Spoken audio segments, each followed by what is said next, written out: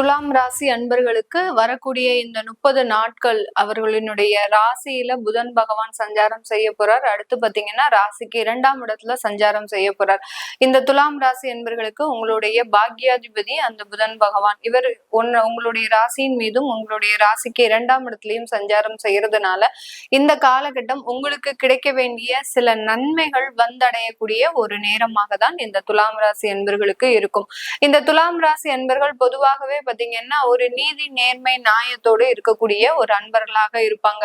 தனக்கு ஏதாவது ஒரு அநீதி யாராவது பண்ணுனாங்க அப்படின்னா அதை எதிர்த்து அதிகமாக போராடக்கூடிய ஒரு குணமுடையவர்கள் நம்ம துலாம் ராசி அன்பர்கள். இந்த துலாம் ராசி அன்பர்கள் இந்த காலகட்டத்துல இந்த டிசம்பர் மாதம் இந்த 30 நாட்கள் பாத்தீங்கன்னா அவர்களினுடைய வேலையில சில தேவையில்லாத அவமானங்கள் கடந்த காலத்துல இருந்திருக்கும்.